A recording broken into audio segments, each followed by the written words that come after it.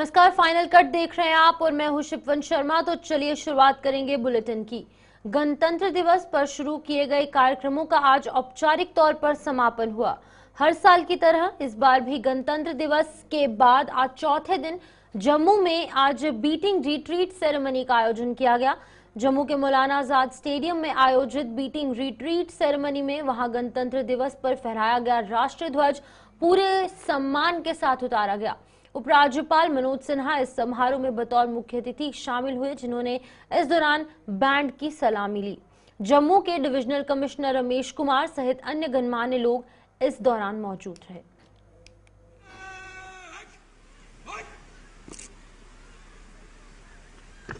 कृपया अपना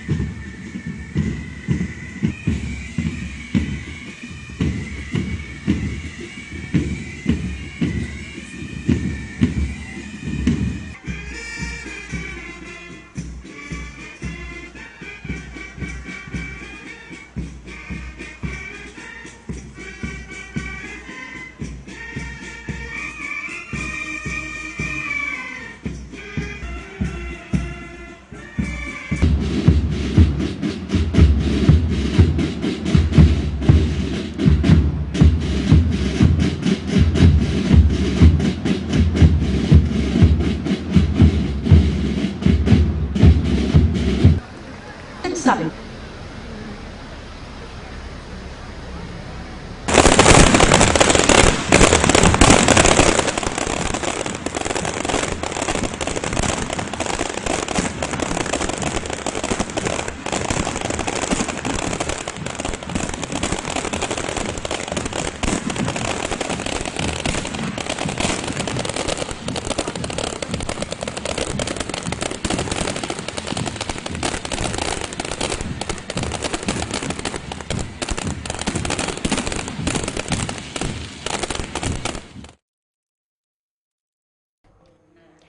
केंद्र शासित प्रदेश जम्मू कश्मीर में पहली बार वजूद में आई नई सरकार के कार्यकाल के 100 दिनों से ज्यादा के कार्यकाल में जम्मू कश्मीर कितना बदलाव आया है, इस पर जेके मीडिया ग्रुप द्वारा आयोजित कॉन्क्लेव बदलता जम्मू कश्मीर सीजन 2 में चर्चा की गई। कॉन्क्लेव का उद्घाटन प्रदेश के मुख्यमंत्री उमर अब्दुल्ला और उप मुख्यमंत्री सुरेंद्र चौधरी द्वारा किया गया। इस अवसर पर जेके मीडिया ग्रुप की vice president Manisha Chaudhary, MD Arunima Chaudhary और सीईओ प्रियंका चौधरी भी मौजूद थी। कॉन्क्लेव में गुलिस्तान न्यूज चैनल के एग्जीक्यूटिव एडिटर इशफाक गौहर के साथ खास बातचीत में मुख्यमंत्री उमर अब्दुल्ला ने जम्मू कश्मीर में सत्ता के 2 केंद्र से लेकर जम्मू कश्मीर की अर्थव्यवस्था के साथ साथ कई महत्वपूर्ण मुद्दों पर चर्चा की। मुख्यमंत्री उमर अब्दुल्ला ने इस दौरान क्या कुछ कहा है, आप भी सुनिए। के लिए भी जो हमसे पहले कमांड संभाले हुए थे, हमारे लिए भी इससे पहले, जैसे आपने खुद कहा, हालांकि मैं वजीर आला जम्मू कश्मीर का रहा हूं, वो रियासत थी, उस रियासत का इस मुल्क के आइन के तहत एक अपना अलग दर्जा था। अब तो हम यूनियन टेरिटरी हैं। यूनियन टेरिटरी में कमांड संभालना और काम निकालना, इसका अपना ही एक चैलेंज होता है, लेकिन उसके बावजूद हमने कोशिश की कि एक शुरुआत की जाए। सबसे पहले ये कि लोगों के बीच एक तालमेल जो है वो बने, इलेक्टेड रिप्रेजेंटेटिव्स का, ऑनरेबल एमएलएज, मिनिस्टर्स का, मेरा अपना और अफसरों का भी। और उसके बाद फिर जहां जहां हो सका हमने जो लोगों के साथ वादे किए उनको हम पूरा करना शुरू कर गए, चाहे वो असेंबली रेजोल्यूशन के तहत, कैबिनेट रेजोल्यूशन के तहत, या जो बीच बीच में फैसले हुए उनको लेके। ड्यूल कंट्रोल तो है, उससे इनकार कौन कर सकता है। केएस अफसर की ट्रांसफर जो है हम करते हैं, आईएएस आईपीएस अफसरों की ट्रांसफर जो है वो राजभवन से होता है। तो सबसे पहला ड्यूल कंट्रोल तो यही है। कैबिनेट का फैसला जो है वो एलजी साहब की इत्तला के लिए वहां जाता है, एलजी साहब वहां दस्तखत करते हैं, फिर वापस आता है। लॉ एंड ऑर्डर जो है वो एलजी के जरिए डायरेक्टली दिल्ली के कमांड और कंट्रोल में। तो फर्क तो है। इससे पहले हुकूमत में इलेक्टेड गवर्नमेंट जो है कैबिनेट तय करती थी डीसी कौन होगा, एसपी कौन होगा, आईजी कौन लगेगा, डिवकॉम कौन लगेगा, चीफ सेक्रेटरी कौन लगेगा। ये फैसले अब हम नहीं करते, हालांकि इन्हीं अफसरों के साथ हमें काम करना है, लेकिन कमांड और कंट्रोल हमारे हाथ में नहीं है। लेकिन चलिए, तब भी काम हम कर रहे हैं, लेकिन मैं मान के चल रहा हूं कि ये हालात जो हैं ये ज्यादा देर रहेंगे नहीं। अगर आपने मुझे यहाँ बुलाया, यहाँ फ्रंट रो पे इतने सारे ऑनरेबल एमएलए हजरात बैठे हुए हैं, अगर इनके हाथ में कुछ नहीं होता तो ये यहाँ होते नहीं, ये ऑडियंस में बैठे होते, फ्रंट रो में आपके सारे commissioner secretary, principal secretary, chief secretary वगैरह ये सब बैठे होते। अगर इलेक्टेड रिप्रेजेंटेटिव्स यहाँ बैठे हैं तो कुछ तो है हमारे पास ना। चलिए 100% नहीं, 70-80% ही मान लीजिए। कहीं पे भी इंडस्ट्री हर जगह नहीं लगती। इंडस्ट्री के अपने बेल्ट्स होते हैं, अपने एडवांटेजेस होते हैं, लेकिन आप उस चीज को बाकी चीजों के साथ कॉम्पनसेट करते हो। अब जैसे जैसे आपकी कनेक्टिविटी बढ़ जाती है, आपके हाईवेज जो हैं, चाहे वो श्रीनगर, जम्मू टू किश्तवाड़ हो, जम्मू टू रजौरी पुंछ हो, जैसे जैसे उनमें बेहतरी आएगी, मुमकिन है टूरिज्म का जो है वहां पे बढ़ावा होगा। हर चीज को आप इंडस्ट्री के साथ मत जोड़िए। इंडस्ट्री के अलावा और भी चीजें हैं, जैसे मैंने कहा माइनिंग है, टूरिज्म है, एग्रीकल्चर है, हॉर्टिकल्चर है, इन चीजों को लेकर। उमर साहब, चुनाव के दौरान और चुनाव से पहले जब आप एमपी के चुनाव भी लड़ रहे थे तो आप बड़े वोकल इस बात पर थे कि ट्रांसपेरेंसी और अकाउंटेबिलिटी होनी चाहिए, और इसके लिए आप बहुत ज्यादा बात भी कर रहे थे, एक प्लान बताने की कोशिश कर रहे थे। आज जब आप वजीर आला की कुर्सी पर है, कितना मुश्किल है? कोई मुश्किल नहीं है ना, कोई मुश्किल करवाना है, जबकि बड़ी चीजें आपके हाथ में ही नहीं है, ट्रांसपेरेंसी और अकाउंटेबिलिटी। आपके साथ यहाँ पे बैठना ये भी एक ट्रांसपेरेंसी का ही मिसाल है। मैंने आपको लिख के कोई सवाल नहीं दिए, बिल्कुल। मैंने आपसे पूछा नहीं कि आप मुझसे क्या पूछ रहे हो, ठीक? राइट। मैं बैठा हूं, आप मुझसे कुछ भी पूछ सकते हो, ये ट्रांसपेरेंसी है। अगर मेरे हाथों कोई घपला हुआ होता, कोई गलती हुई होती, मैंने कोई लेन देन का मामला किया होता, आप मुझे उसके बारे में पूछते और मुझे जवाब देना होता। ये ट्रांसपेरेंसी होती है। तमाम हम 6 हैं हुकूमत में, मैं डिप्टी सीएम और 4 मिनिस्टर, 6 के 6 आपके इस प्रोग्राम में हिस्सा ले रहे हैं। किसी ने भी शायद आपसे ये नहीं कहा होगा कि मुझसे इस चीज पे सवाल मत पूछिएगा। ये ट्रांसपेरेंसी है। जब ऊपर से शुरू हो जाता है, निचले लेवल तक ये आहिस्ता आहिस्ता पहुंच ही जाता है। जो हमारे रहे 30-35 साल, उसकी बदौलत हम मतलब निकल जाएंगे इस दौर से, लेकिन वक्त लगेगा और इसमें हमें मरकज की जरूरत होगी। मरकज ने थोड़ी बहुत मदद की है और मदद की हम उम्मीद कर रहे हैं, और जहां तक वजीर आजम साहब, होम मिनिस्टर, फाइनेंस मिनिस्टर, उन्होंने मुझे यकीन दिलाया है कि जितनी मदद, जितना उन्होंने इससे पहले एलजी एडमिनिस्ट्रेशन को सपोर्ट किया था, उतना ही या उससे ज्यादा वो हमारी हुकूमत की मदद करेंगे। लेकिन कुछ हमें भी इक़दाम उठाने होंगे। हमारी एक परेशानी बहुत बड़ी ये रही कि यूटिलाइजेशन थोड़ा कम रहा। लगातार 2 इलेक्शन जो रहे, उन इलेक्शनों के दौरान जो कोड ऑफ कंडक्ट लगा, उस वजह से जिस तेजी से पैसे का इस्तेमाल होना चाहिए था वो नहीं हुआ। लेकिन तब भी अब इस लास्ट क्वार्टर में कोशिश की जा रही है कि थोड़ा काम जो है उसमें तेजी लाई जाए। ऑनर एमएलएज जो हैं उनसे भी प्रायोरिटीज ली गई हैं, और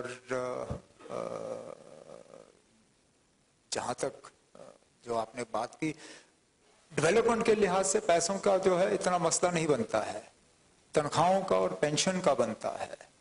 और हमारे लिए वो गैप फिल करना जो है वो जरा मुश्किल हो जाता है। मैंने बार बार कहा है कि जम्मू कश्मीर के पास ज्यादा कुछ बेचने के लिए नहीं है, मां सिवाय बिजली, और वो बिजली जो हम अपनी दरियाओं से पैदा करते हैं।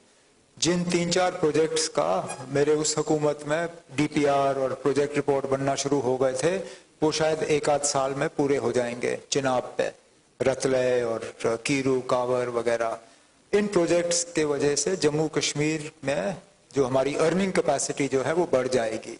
और अगर कुछ और प्रोजेक्ट्स जो पाइपलाइन में हैं वो पूरे हो गए तो काफी हद तक इकोनॉमी जो है हमारी स्टेबलाइज हो जाएगी।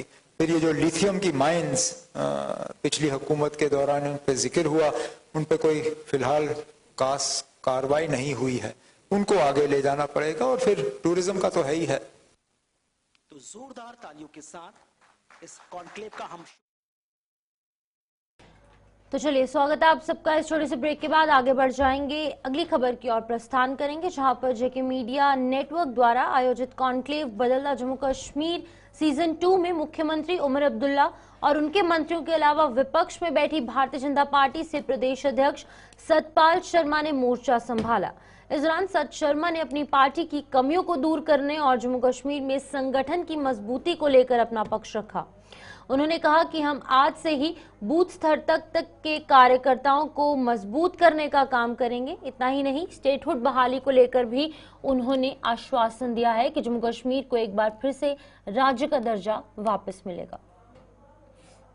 विधानसभा के अंदर क्या आपको लगता है कि आपकी परफॉर्मेंस या केंद्र सरकार की परफॉर्मेंस पिछले 10 साल से या आपकी जो भी योजनाएं जम्मू कश्मीर के अंदर चल रही है या जो जम्मू कश्मीर प्रशासन कर रहा है उसके अनुकूल आपकी परफॉर्मेंस रही है, प्रदर्शन रहा है? क्या आप सेटिस्फाइड हैं 29 सीटों पर, या आपको लगता है कि और भी ज्यादा होनी चाहिए थी, कहीं पर कमी रह गई? और अगर कमी रही तो कौन सी वो जगह है जहां पर आपकी कमी रही है जिसे आप मानते हैं? ऐसा है कि हमने पूरी मेहनत करके पूरी लगन के साथ हम लोगों ने ये चुनाव लड़ा था और हम लोग जानते थे कि हम लोग सत्ता में आएंगे। भारतीय जनता पार्टी ने इन चुनावों में एक इतिहास रचा। 26% मत हम लोगों ने लिए। दूसरी तरफ नेशनल कॉन्फ्रेंस जो सत्ता में है मात्र 23% मत उन लोगों ने लिए। हालांकि मात्र 62 सीटों पर हम लोग चुनाव लड़े थे, 43 यहां और 19 कश्मीर में। कमियां रही हैं, उसमें कोई दो राय नहीं। जब हम लोग सत्ता से बाहर हैं, हम लोग विपक्ष में हैं, तो कहीं ना कहीं कोई कमियां तो रहती हैं। उन्हीं की कमियों के चलते शायद हम लोग सत्ता में नहीं आ सके। के नाते क्या आप चाहते हैं कि जम्मू कश्मीर को स्टेटहुड मिले और जो आपका दायित्व है, जो आपकी भूमिका है, वो और भी ज्यादा बढ़े आम लोगों के बीच में? ऐसा है कि देश के प्रधानमंत्री जी ने बहुत बार कहा है और अपनी बात पर वो अडिग रहते हैं। एक बार जब वो सोच लेते हैं तो बात पूरी होती है।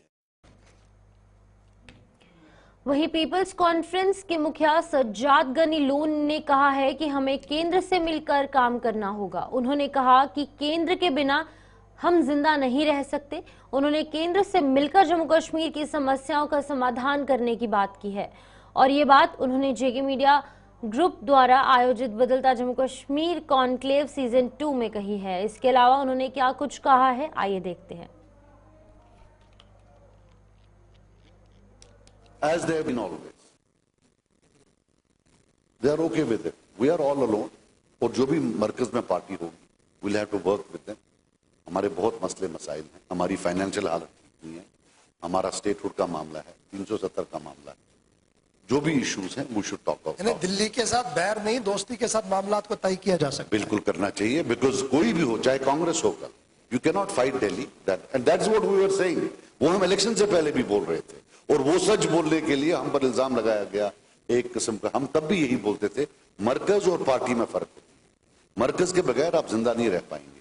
इवन अब जो मरकज में रूलिंग पार्टी है उसको भी बियॉन्ड अ सर्टेन लेवल आप डिस्प्लीज नहीं कर सकते। अभी नौजवानों की बात करें, जम्मू कश्मीर के अंदर बेरोजगारी का एक बहुत संगीन मसला है। इस बीच उमर साहब थोड़ी देर पहले कह रहे थे जनाब इंडस्ट्री की बातें हो रही है, लेकिन वो उतने बड़े पैमाने पर नहीं हो सकता है जहां पर अब हजारों लोगों को रोजगार दे सकते हैं। वो एक पैच है जहां पर वो हो सकता है। खजाना खाली है, खुद वो थोड़ी देर पहले मान चुके हैं यहाँ पर। इस बीच नौजवान जिस तरीके से बाहर आ रहे हैं, चाहे वो रिजर्वेशन का इशू है, बेरोजगारी का मामला है, सज्जाद गनी लोन एक डायनेमिक लीडर जरूर है, नौजवानों की आवाज को समझते हैं, इनके साथ उठते हैं, बैठते हैं, सोशल मीडिया पर काफी ज्यादा इन्फ्लुएंस आपका है। तो किस तरीके से आपका फीडबैक है कि क्या नौजवानों के जहन में? नहीं, जब उमर साहब ने ये बोला, आपने उनको नहीं बोला कि आपके मैनिफेस्टो में लिखा था वो 1 लाख जॉब्स देंगे? वो भी हमने पूछ लिया। तो क्या बोला उन्होंने? कहा कि वक्त आने पर वो भी हो जाएगा। कब वो वक्त आएगा? वो तो मुनासिब- प्राइम मिनिस्टर मुनासिब- साहब भी बोलते हैं वक्त आने पर स्टेटहुड दे देंगे। तो ये बताइए ये कब देंगे? You see there you have to stop lying somewhere. अगर नौजवान कहीं सोचता है कि अब गवर्नमेंट जॉब नहीं मिलेगी, मुझे मेहनत करनी है, मुझे प्राइवेट सेक्टर में जाना है, तो उमर साहब आते हैं, मैं 1 लाख जॉब दूं। चलिए, स्वागत है आप सबका। ब्रेक के बाद आगे बढ़ेंगे। कॉन्क्लेव जो जम्मू कश्मीर में हुआ है, बदलता जम्मू कश्मीर, उसमें अपनी पार्टी के अध्यक्ष सैयद अल्ताफ बुखारी भी पहुंचे थे। उन्होंने सत्ता पक्ष पर जमकर निशाना साधा। उन्होंने कहा कि कल तक जो सियासतदान कहते थे कि दिल्ली जाना हराम है, आज वही लोग दिल्ली के चक्कर काट रहे हैं। उन्होंने कहा कि इन लोगों ने जम्मू कश्मीर की जनता को 77 सालों से गुमराह किया है, लेकिन अब लोग समझ चुके हैं। जम्मू कश्मीर की जमीनें खाली जम्मू कश्मीर के डोमिसाइल ही खरीद सकते हैं। तो मैं क्या ये समझूं कि सईद मोहम्मद अल्ताफ बुखारी साहब का पीआर डिपार्टमेंट कमजोर था, लोगों को ये कन्विंस करने के लिए कि देखिए मैं एक ऐसा लीडर हूं जो बिना कुछ हुए भी दिल्ली से बड़ी चीजें ला रहा हूं, और जिन पर अब तकिया कर रहे हैं वो शायद बहुत दूर है अभी। नहीं, शायद मुझे लगता है कभी कभी कड़वी दवाई भी जरूरी होती है कोई मर्ज दूर करने के लिए। और जम्मू कश्मीर में लोगों को 77 साल से झूठ ही कहा गया। आज लोग अब होशियार हो चुके हैं। आज वही लोग आज cutting across the party line सारे लोग कह रहे थे कि दिल्ली के साथ राब्ते में सियासतदानों को जवाब दे रहे हैं, जो सियासतदान कल तक कहते थे दिल्ली जाना हराम है। आज हम देख रहे हैं सुबह शाम वो लोग भी वहीं हैं। तो चलिए, बुलेटिन में इतना ही। दीजिए इजाजत और आप बने रहे गुलिस्तान न्यूज के साथ।